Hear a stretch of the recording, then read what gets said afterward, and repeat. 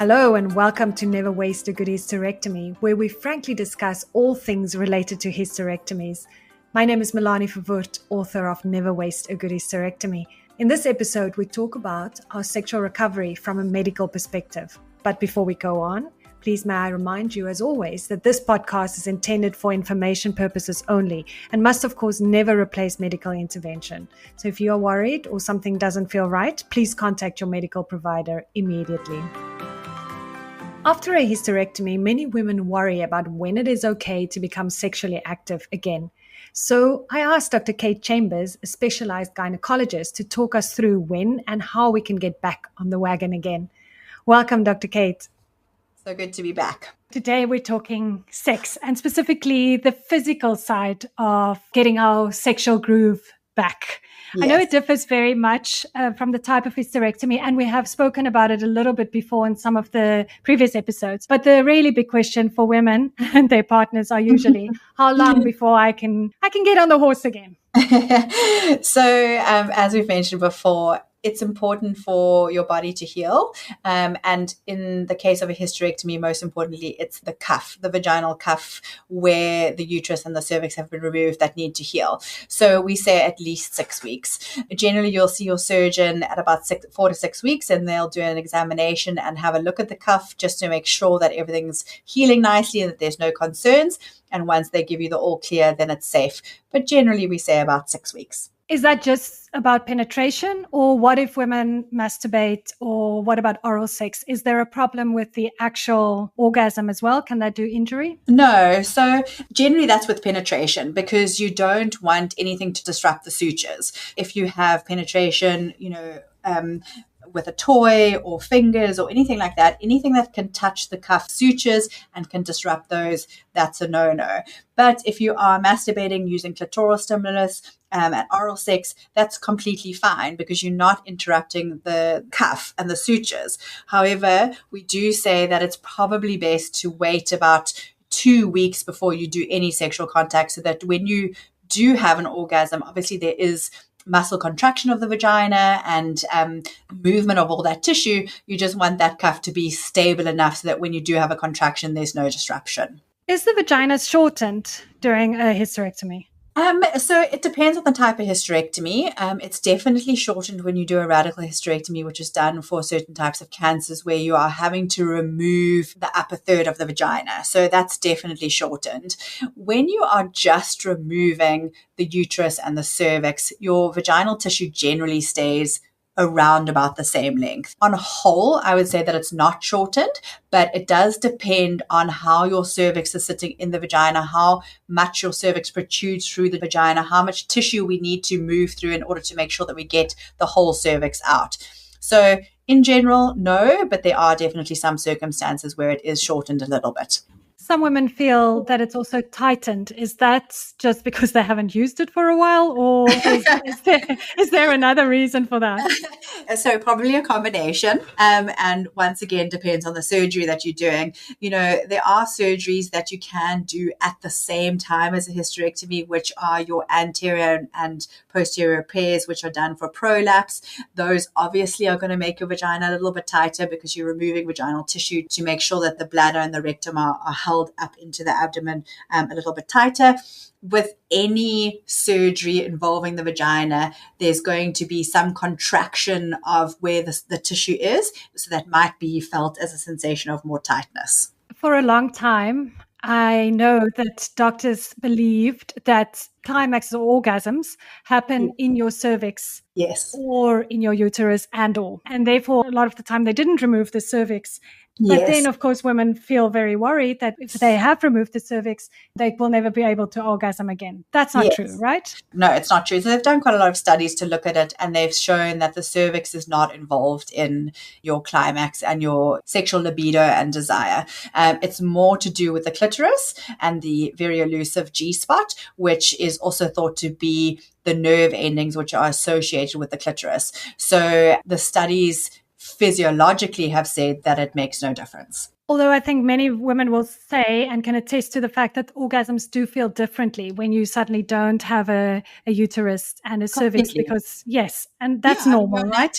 Yes, your anatomy is completely different, and it's about learning what your different sensations are going to be without a uterus and without the pressure of the uterus when you do orgasm, without having the contraction around the uterus and around the cervix. So it's not necessarily going to be reduced, but it most certainly will be different because your body's different. You feel different. And a lot of the time, and I'm sure we're going to get to this about looking at how some people feel that you can't orgasm or won't be able to. But the studies have actually shown that majority of patients who are post-hysterectomy actually have an increase in libido and an increase in sexual desire and orgasms because the pathology's been removed. If you are having a hysterectomy because of big fibroids or abnormal bleeding, you don't feel good in yourself, and your emotional side of sex takes a toll. So once that's removed, you feel better. There's no more pain when you have sex. There's no more discomfort. And so your sexual arousal and desire can actually be better. Although women then sometimes struggle with just the idea of their femininity, and particularly in radical hysterectomies, right? That they feel they've lost now most of their female organs. Yes, exactly. And I think that's the vital key when it comes to sex and the difference between men and women. For women, there's a lot more to sex than just the physical, the emotional side behind it. It's the way you feel about your body and your femininity and whether you feel good in yourself. And we've always been told your uterus and your ovaries make you a woman. So, if that gets taken out, you feel that you're missing something. But it's also, it's important to realize that the uterus doesn't make you a woman. You make you a woman. Your hormones make you a woman. And even postmenopausal, when you don't have the same estrogen and progesterone, you're still a woman because of who you are.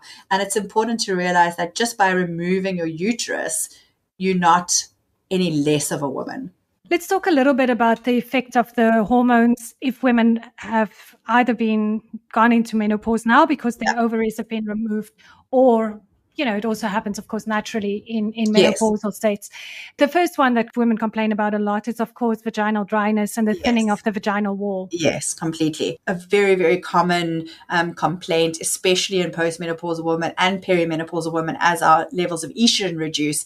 And then if you go and you do surgery when you're not fully menopausal and you remove an ovary, you're taking all that estrogen away. Estrogen is so important for vaginal health, for vaginal lubrication, and just for general, vaginal wellness. So as soon as you lack that estrogen, you're going to get atrophy, which is the thinning of the vaginal tissue, which leads to decreased lubrication, dryness, which then obviously leads to not feeling like you want to have sex because it's uncomfortable, it's, painful with penetration, not as fun. So there are ways of treating that with either oral estrogen, depending on, what you've discussed with your practitioner and your gynae about hormone replacement. Something that works really, really well is vaginal estrogen. And we have lots of different preparations. You've got tablets and you've got creams and stuff, which you can apply to the vagina, which allows that local estrogen to take effect in the tissue and revitalize the vagina in a way, helping to make it a little bit moist again, making the protective mechanisms come back and helping with that lubrication, especially during sex. Often what goes with that is a loss of libido, which can be linked to hormones or not. Definitely. Often whenever we think about ovaries, we think about estrogen and progesterone, but we forget that testosterone is produced by the ovaries as well. So as we become postmenopausal, or if your ovaries are removed, you stop producing progesterone. So the combination of the lack of estrogen and testosterone definitely play a role in libido. And once again, there are ways of supplementing testosterone, through hormone replacement, and that you'd, obviously just sit with your gynae and have a chat about that. But there are ways of improving that on a physiological level. But libido is not only physiological. There's lots of emotional, and I'm sure Dr. Eve will touch on this. There's a lot of emotional and psychological aspects to libido as well. If there is bleeding after sex, post-hysterectomy now, should you be concerned, or is that okay? No, I wouldn't be too concerned. Obviously, it will depend on the amount of bleeding. If you are having clots with lots of bleeding, then I would be concerned. And the concern would be that there would be injury to the vaginal tissue. But a little bit of spotting after sex, especially the first couple of times that you have sex after the surgery, can be normal. And that's because the tissue's, been through a lot. It's had inflammation, it's healing. You might have a little bit of a area on the cuff, which is what we call granulomatous tissue, which is healing tissue, which is very vascular, and when touched or irritated can bleed a little bit. So spotting after sex is not a major issue, and I wouldn't be too concerned about it. But any heavy bleeding, I would call my doctor. Ultimately, many women worry that they will never be the same sexually again, but there isn't really a reason for that, right? No. Everything can be solved psychologically and physically as long as women seek help and really take their time, right? Yeah, I think, you never want to be rushed back into having sex. And that's obviously where your partner comes into play, and, where it's important to have a supportive partner, because it's not just, what's the timeline? When can I get back to sex physically? It's the emotional aspects behind it, and the feeling well in yourself and wanting to go back to having sex and being intimate with your partner.